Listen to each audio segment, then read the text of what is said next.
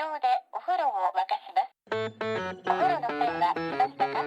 自動でお風呂の線は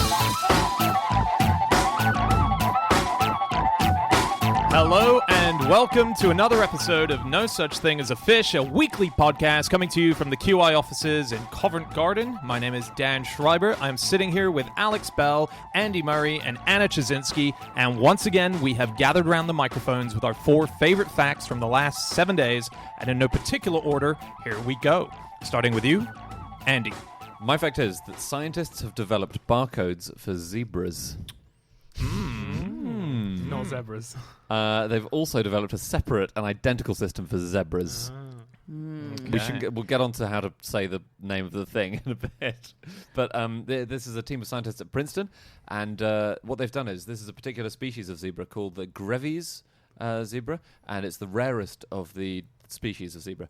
And they've persuaded volunteers to take 40,000 photos of different animals, and the scientists have then used this software on them because they've all got completely unique stripe patterns, and it combines barcode technology and facial recognition software. And so you can now identify an individual animal from it. Leven Skyra, who's been on as a guest, he has a show in Belgium, and one of the games, because when you go to a supermarket in Belgium, they give you a scanning gun to take around now, so you can just scan as you go along the items, and then you hand the scan gun in at the end, and then they tally up what you... Do you have to hand in your badge as well? But so he convinced the supermarket in allowing him to have him and his friends have barcodes printed up on T-shirts, and they ran around the supermarket like Laser Quest and were trying to scan each other's shirts, and they had to collect all the kills, as it were. Very cool. Yeah, That's very amazing. cool game. And then at the end they were like, well, I got 3 zebras. I don't know what that is. It's really... I had no idea this is how it works, but each gap and space combo is a number.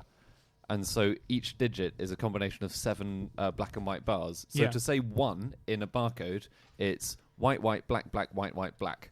You put those all together, so it's slightly thicker white and black bits, and that is the It's number kind 1. of like Morse code. Did you read about the guy who invented it and how he came up with it? Well, it was several people who kind of developed it, but one of the people in charge of kind of developing the idea was a guy called Norman Joseph Woodland, and he was thinking about it when he was at the beach, and he drew a sort of Morse code pattern in the sand, sort of by doing dots and dashes, poking them in the sand, and then pulled down those dots and dashes into bars and came up with a barcode.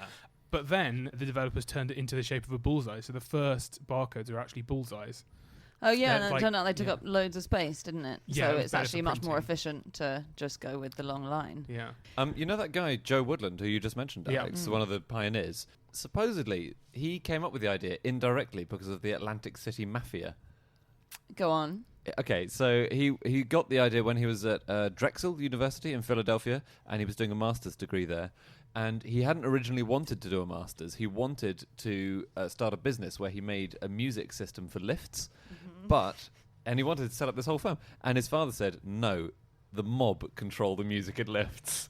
You, in Atlantic City or on the east coast of the USA, you're not allowed to go into that because they'll get you. So instead he went off and did a master's and came up with a barcode instead. What a weird industry to decide to control if you're the mafia. I think they had a whole Music. range. It wasn't just lift music that they controlled. That feels like it was really like the mobster's baby brother. They needed to give him something. Yeah. Have you seen that in Venezuelan supermarkets since last year? You've had to scan in your fingerprints to get... Wow, why? To buy anything, because Venezuela's going through a very horrible time at the moment, and there's a lot of food shortages, and so the government's had to ration stuff, and people have been panic buying things, like they'll just buy in loads of grain or loads of cigarettes or whatever it is that they think the country's going to run out of, and so in order to stop them doing that, supermarkets have installed fingerprint scanners, and when you buy something, you have to provide ID, you have to give your name, your address, your date of birth, and you have to scan in your fingerprint so they can make sure that you haven't been overbuying. Whoa. If you just want a loaf of bread. I was looking into other animals with codes on. So in 2010, farmers in Somerby painted QR codes onto their cows so that to try and raise awareness of their website. This is dairyfarming.com. Well, it's worked. Oh my God, best website ever. I spent all afternoon on it. It's really good. There's videos of new dairy farm technology. There's a farmer's dairy diary which I quite like. Did you read it? Yeah, I did. Yeah, there's a cow of the month as well. Little profile on the cow of the month. That's Okay. really good. And there's also like what it's like to live as a cow, and like you can follow the journey of milk. It's a really good site. I genuinely recommend it. So the cows are writing the diary? No, the cows make the videos. They put cameras on the cows, and then the cows go around and make videos. Wow. When you say Really? make videos, what the cows They then don't go edit. and They don't like edit and direct or something like that. I think they just gave a cow video camera. They did that recently. Did you see? There's a small island. I can't remember where it is, but Google Street View has not got to them yet, and they're quite furious because they've learned that Google Street View is a fantastic way about getting tourism, because a lot of people just go, wow, this place looks amazing, we should go. So they've attached their own cameras to the heads of sheep and goats, and they just have them walk through, and they've been taking photos. So this whole island's being mapped by sheep now. But all sheep do is eat grass, so presumably all you're seeing is this place is full of grass, full of real close-ups of And also sheep follow grass. each other, so you're just going to get a lot of the same pictures. Just a Yeah. load of sheep's bottoms and Yeah. grass. Yeah, and Tourism also- has plummeted. And also unnaturally low down as well. On the Yeah. it's so It's not inappropriate. practical. No, They're really not. yeah. Also on barcodes, embryos are going to get them. They're developing these at the moment, and this is to stop baby swap disasters, because there are always a few news stories every year where people end up with the wrong baby. The barcode doesn't go on the embryo. It goes on the egg. It goes on the egg or on the sperm. On the actual Wow. Yeah. on the sperm. and it's- can't barcode a sperm. Well, they're on it. This would be a nightmare to scan, apart from anything else. It kind of goes off Yeah. 500 million Yeah. times. No, I only wanted one. Here's the thing about barcodes. When they were introduced in the 70s, I think the first item bought with the UPC, which stands for Universal Product Code system, was a bit of chewing gum. But it was really hard to introduce, because obviously you need hundreds of products to have barcodes in order for it to be worth anyone's while. And also, they didn't used to come on the packaging. So you used to get the food into the shop, and then you would have to stick on the barcodes. Ah. The shopkeepers had to glue them onto the boxes, Yes. and then you could scan them. I mean, that's not really that weird, because Yeah. a lot of reduced foods in supermarkets come with a fresh barcode That's a good for the point. reduced price. So Hadn't yeah, thought of that. But people were frightened of them initially. In the 70s, people thought that they'd be blinded because there are lasers involved. oh yeah. Blinded by the scanners. By not the codes. scanners. Yeah, not I by think the if you're scared barcodes. of a barcode, that's a bit. Yeah, but it is quite alien, isn't it? If you're used to someone just ringing up goods at the till, or a label which says 50p, this weird. Suppose so. I mean, don't know. I'm not frightened of them. I'd I like don't to know. make that very clear. It was the 70s. We'd landed on the moon. I don't know, petrified. I don't think witchcraft. People running out of supermarkets screaming. The devil's in there. No, we landed on the moon before we had the barcode. Yeah. That's weird. That is odd. Yeah. Yeah. Yeah. It feels like the moon is the landing is the last thing that we should do. Yes, It feels like always. in fact, I'm not sure we should have landed there yet, even. Funny that you mentioned the devil, because the Universal Product Code is part of a big devil conspiracy. Oh, yeah. It begins and ends with some sort of easy identifying lines, so that the lasers kind of know where the code begins and ends, and that resembles a 666 on either side. No, there is. There's a 6 and a 6. There are 3 6s throughout. They're a not. They're barcode. not quite 6s. There are 6s Ah. as well in the barcode, obviously. Yeah. But at the beginning, they're just markers that look like 6s. They're not quite 6s. Okay. And there's the guy who developed the product code, George Joseph Lara, has got a section on his website where he addresses this constant accusation. He says there's nothing sinister about this. They resemble 6s. It's simply a coincidence, like the fact that my first, middle, and last name all have 6 letters. If you'd like to ask me anything more about this, sacrifice a lamb on your lawn at midnight. He does say, I will not be answering any questions of this as of October 2000 or something. Yeah. There's a section on his Yeah. website. Like the video that, do you remember Ringo Starr? Oh yeah, peace So- and love. Peace and love, peace and love. I'm not answering any more fan mail as of this date. Peace and love, peace and love. The thing is, I genuinely believe that Ringo Starr gets quite a lot of fan mail, whereas I really struggle to believe that this man is just inundated. Deluged. Or if he is, it's the same two mad people, and he can just block their addresses. I was trying to look into how zookeepers identify different species of animals. Say they have a bunch in a cage, and what do they do to do that? Sometimes they have training to teach them the difference between, say, a rabbit and a giraffe. Exactly. It's Only true. the better resourced zoos, though. And I didn't find anything. But this is the only reason I wanted to mention this, is that there's a great hashtag that you can find on Twitter, which is hashtag zookeepers problems. And it's just really fun because zookeepers around the world just put up their problems. So a few I have here. from Yummy Tease at Yummy Tease. I have way too much lemur pee in my hair right now. From Jillian Erzar at Jillian Erzar. Punched in the vag by a tortoise. Hashtag zookeeper problems. How slow is Gillian? Zebras cause the most injuries to US zookeepers, more than any other animal. Are those injuries caused when the zookeepers mispronounce their name so egregiously, just like Andy did earlier? Yeah, because I think that's fair. What did I say? Hey zebra. That's going to be the only kind of Zebra. the only kind of feedback we'll get about this episode is people saying, "Why on earth does Andy say zebra?" Yeah. Is it a problem? It's going to be. Believe you me. Potato, potato. Zebra, zebra. Yeah. Zebra. No, doesn't sound right. So why are they injuring?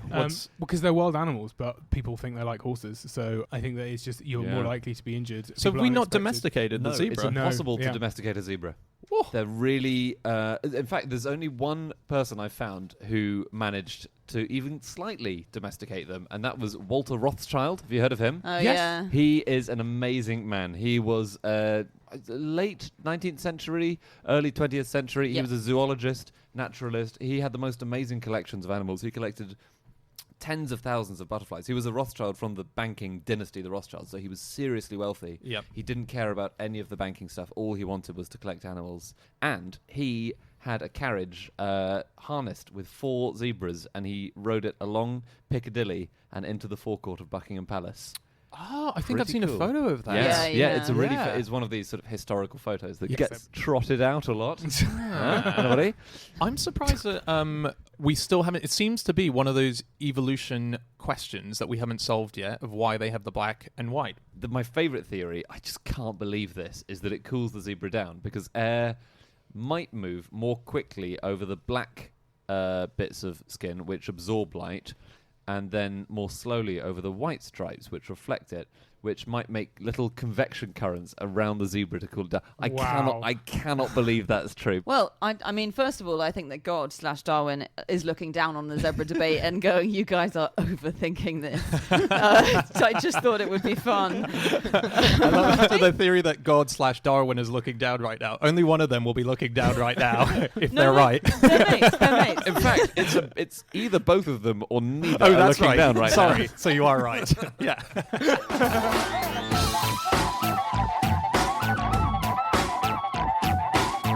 Okay, it's time for fact number 2, and that is Alex. My fact this week is that Agatha Christie was once turned away from a party held in her honour.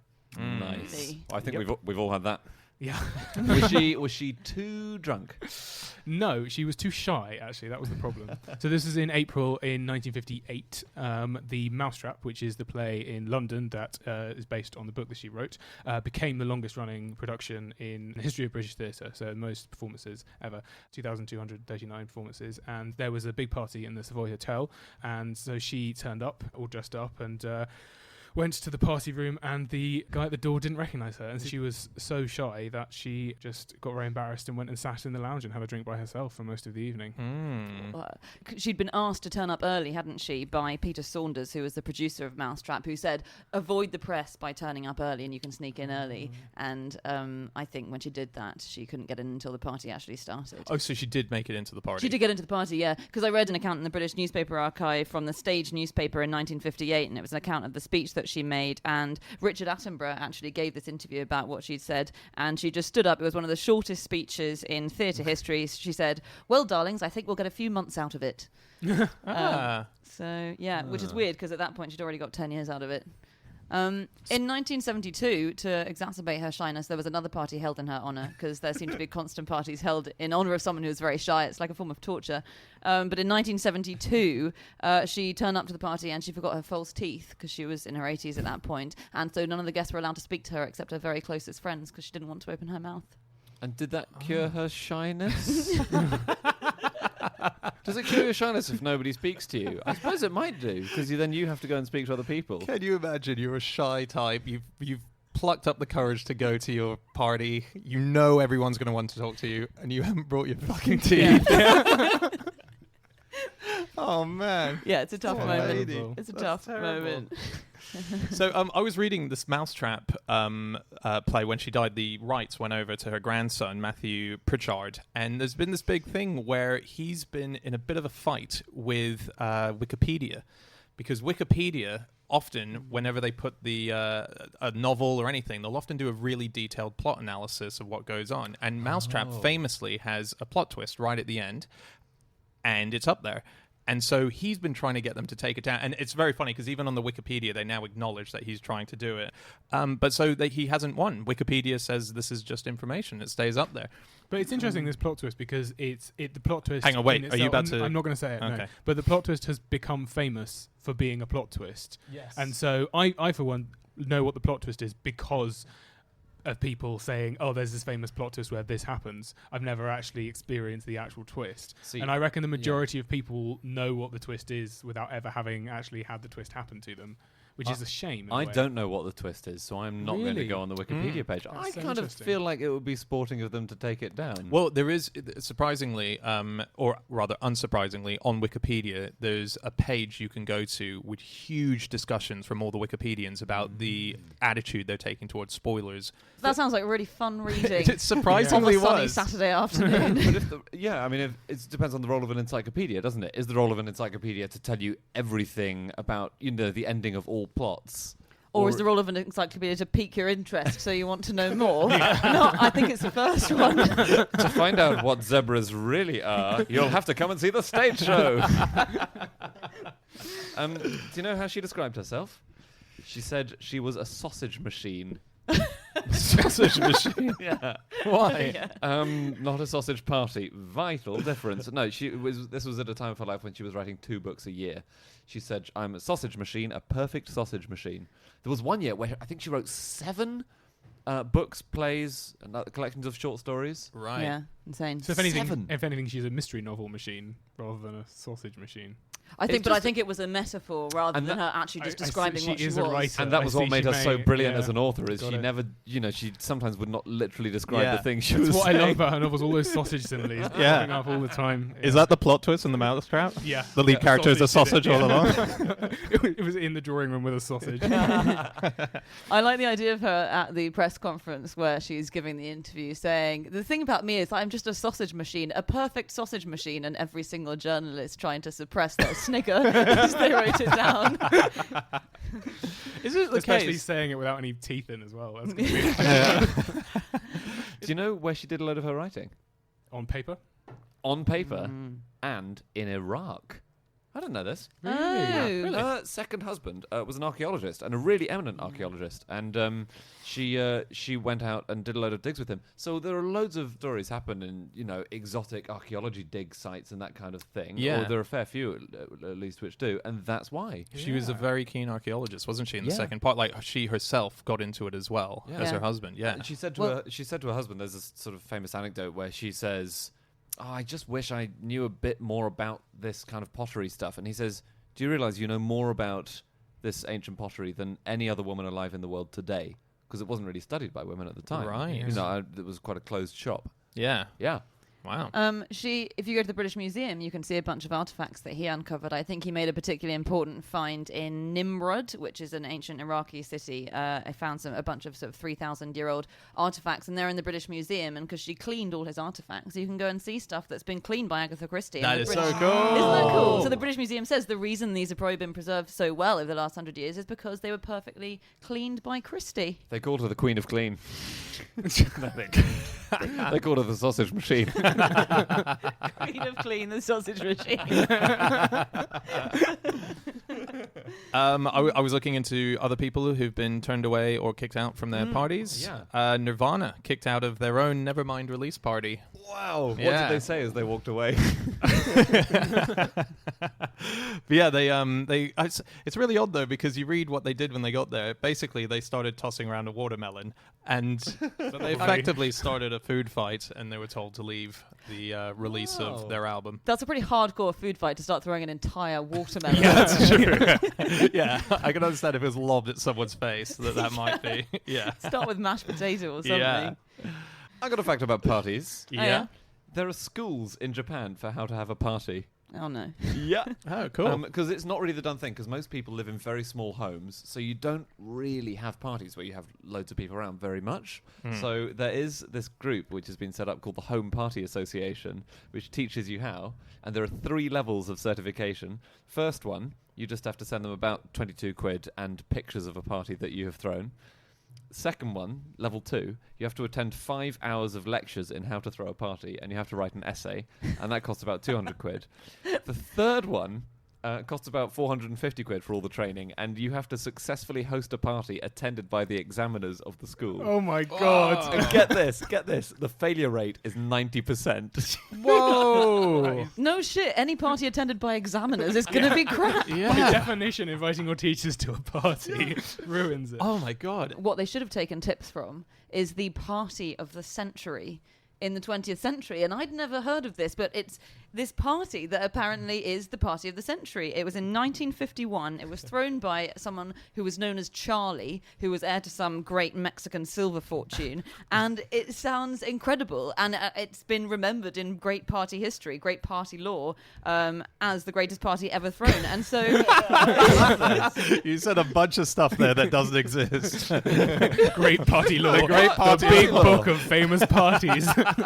Mentioned at every party. it's great encyclopedia of party legend. I never throw a party without reminding all my guests of the greatest party of the century in 1951. If you guys had attended these Japanese lectures, you'd be What was highly it familiar. like? What happened at this great party? So this is what happened. It took place in the Palazzo Labia in Venice. Which, No, okay, it sounded good.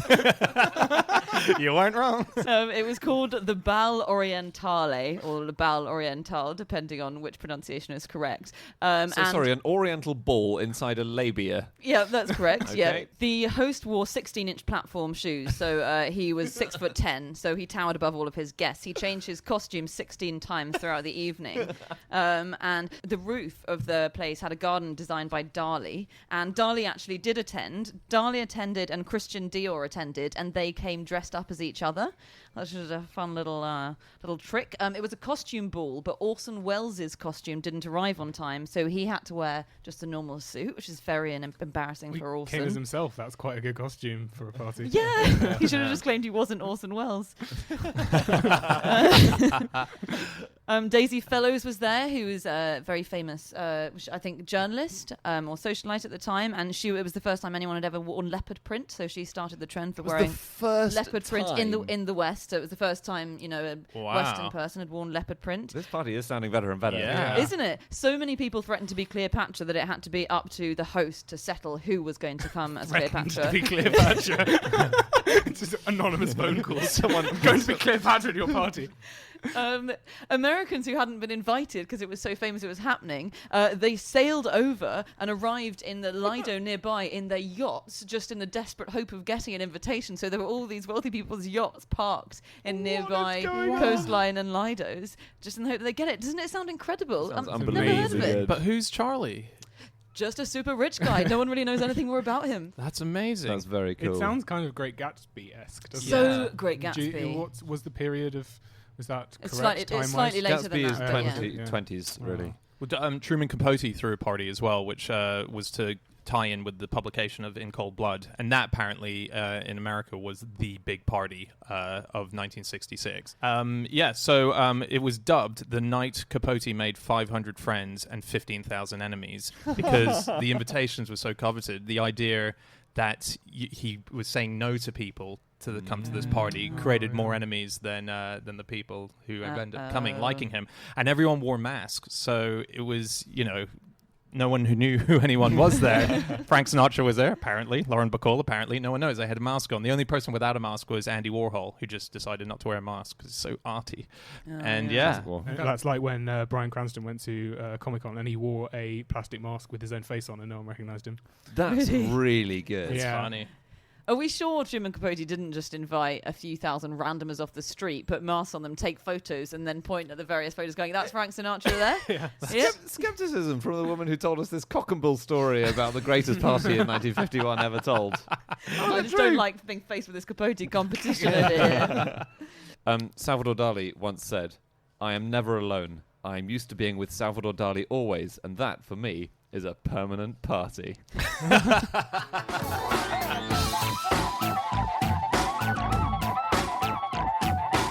Okay, it is time for fact number 3, and that is Chazinski. My fact this week is that different species of dolphins babysit each other's children.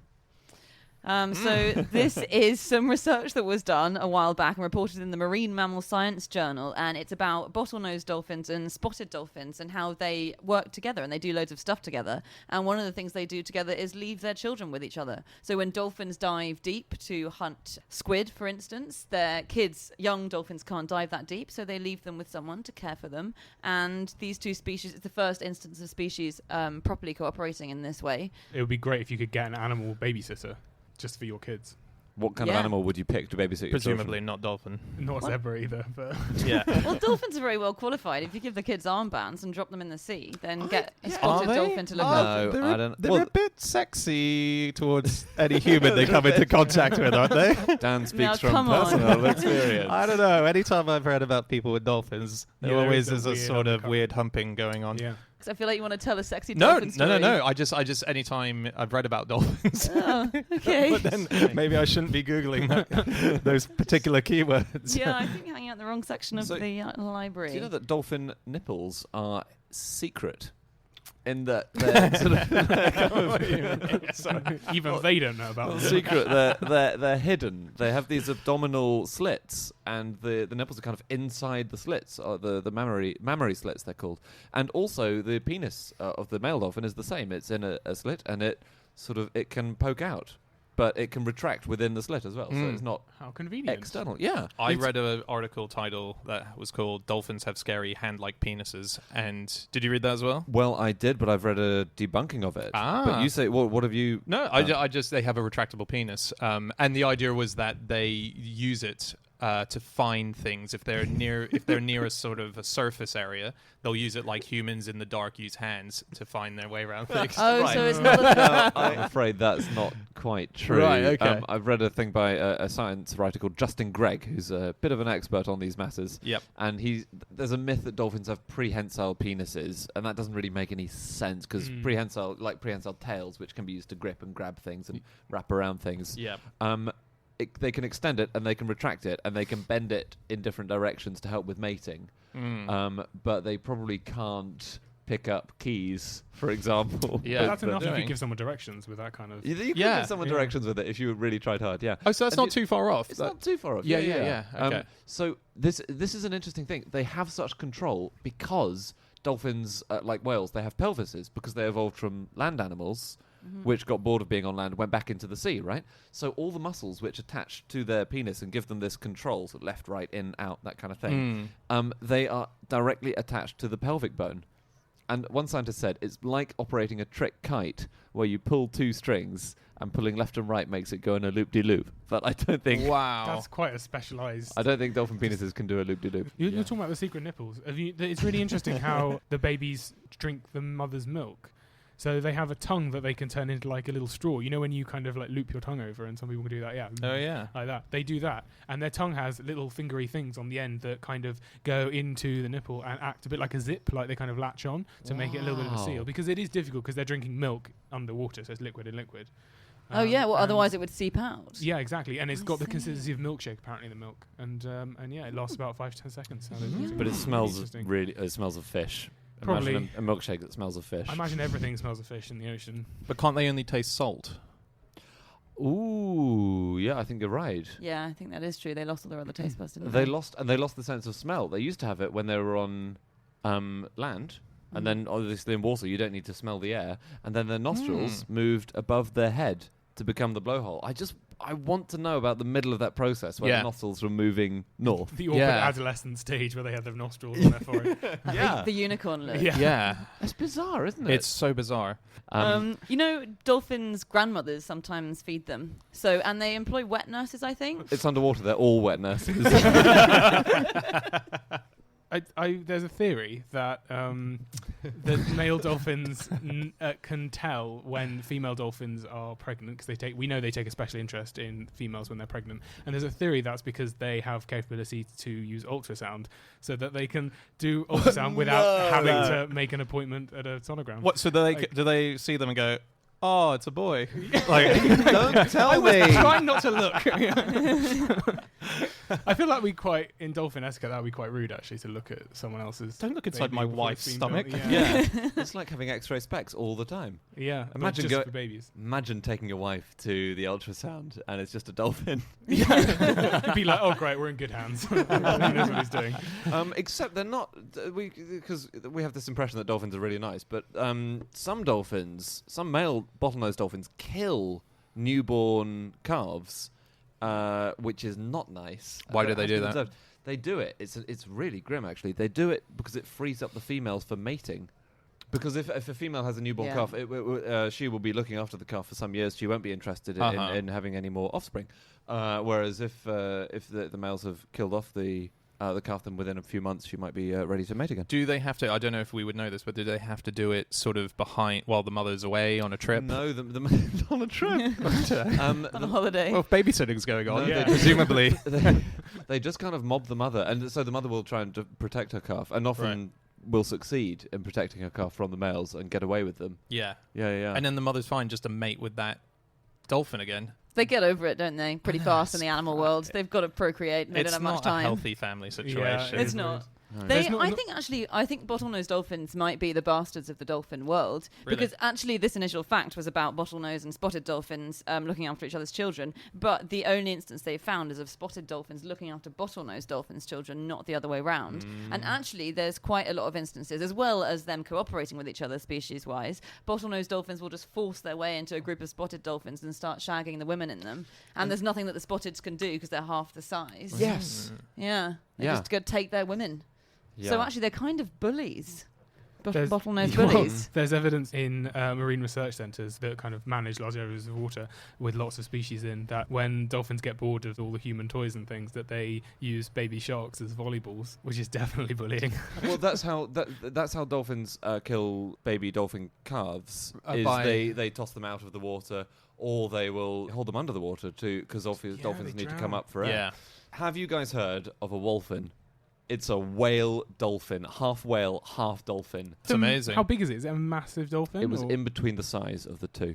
Because it was the false killer whale. I think they're slightly smaller than killer whales. It must have been so bad for it, though. It's just so awkward. Like, who do you hang out with? You're way too small for the whales, and you're way too big for the dolphins. Sell You it just got to two groups Pixar. Sell it to Pixar, Alex. Okay, time for our final fact of the show, and that's my fact. My fact this week is that Sylvester Stallone's mum is a bum reader.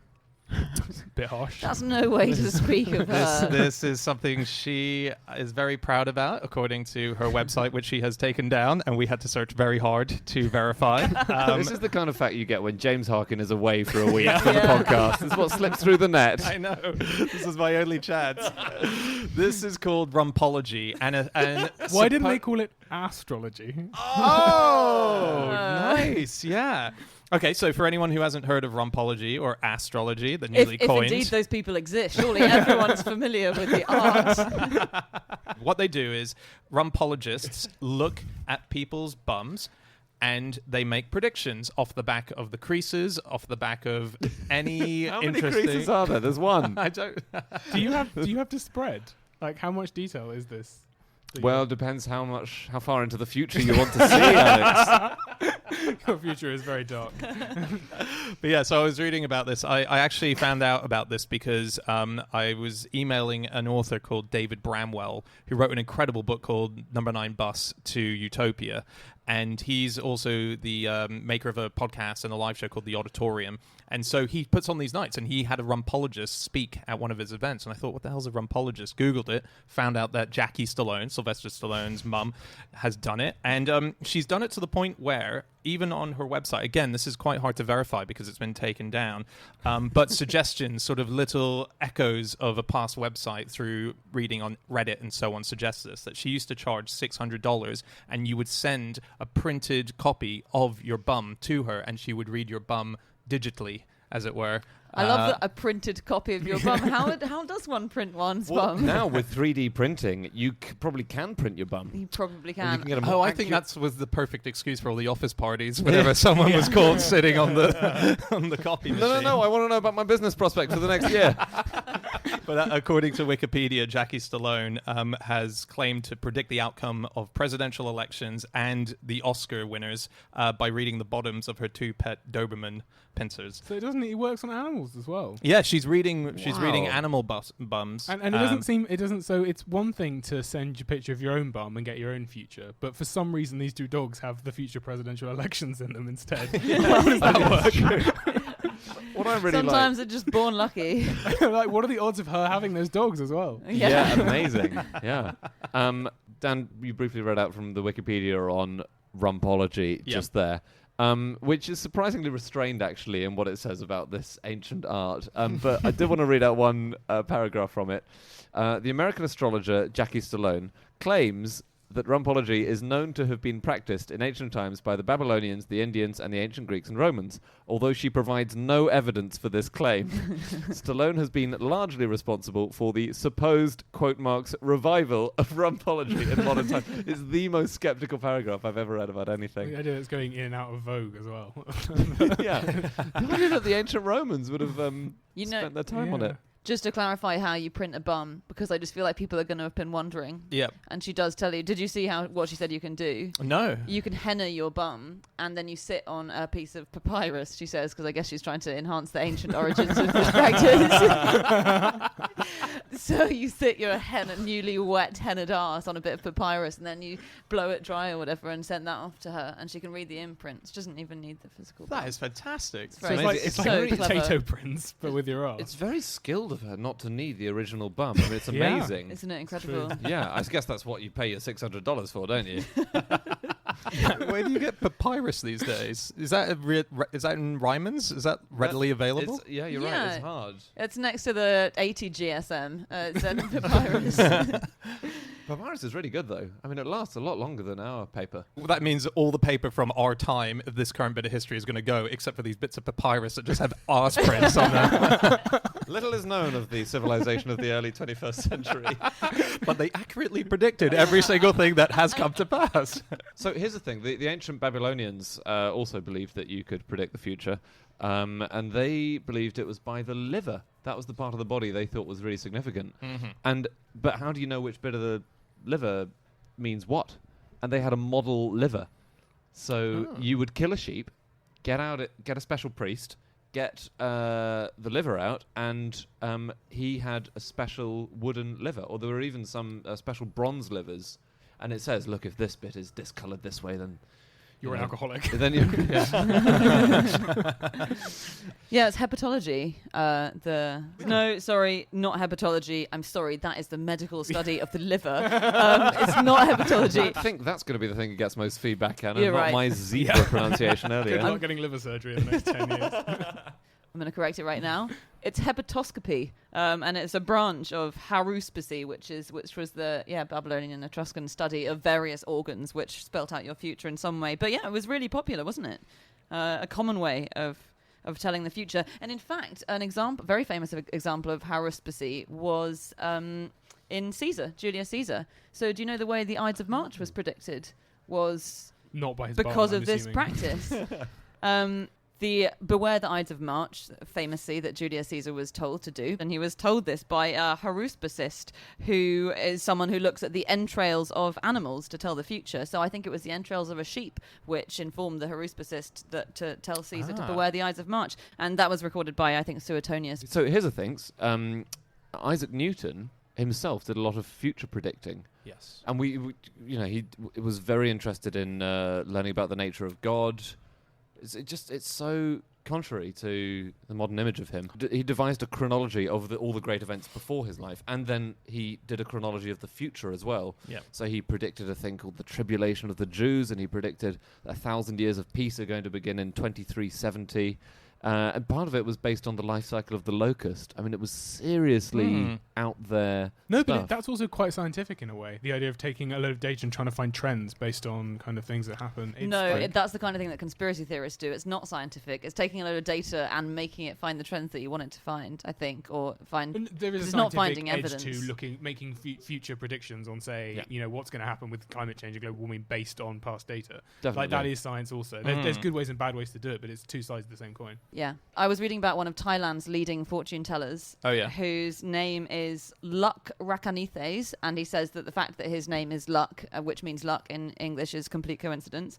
There was an interview with him recently where he runs this system now, which is more like a call center where people just literally ring in and they get their horoscopes, or they get told what lottery numbers to choose or whatever. And he's a multi-millionaire, so hundreds of thousands of people call him every month. And the way he did it was he just memorized a bunch of astrology books when he was a child and then regurgitates it. But he spoke to Channel 4, I think, in the last couple of years, and Channel 4 asked him how he finds it, just reading people's futures and telling them what's going to happen to them. And he said, I want to change my life. I'm not kidding. I'm so bored of going places with people shouting, teacher, look at my palm, tell me my fortune. He's basically completely, well, I don't think he ever believed it, but he's now gone, these people are all idiots who are asking me what's going to happen to them. And he acknowledges there's no point in asking me if you're going to get rich. You need to get rich using your own brains. I can't tell you what's going to happen to you. You actually have to just go out there and make it happen for yourself. He should sell that advice over the phone to people. Yeah. Oh, perhaps he is, yeah. I don't think he'd make much money. Press 1 for an angry rant. Press 2.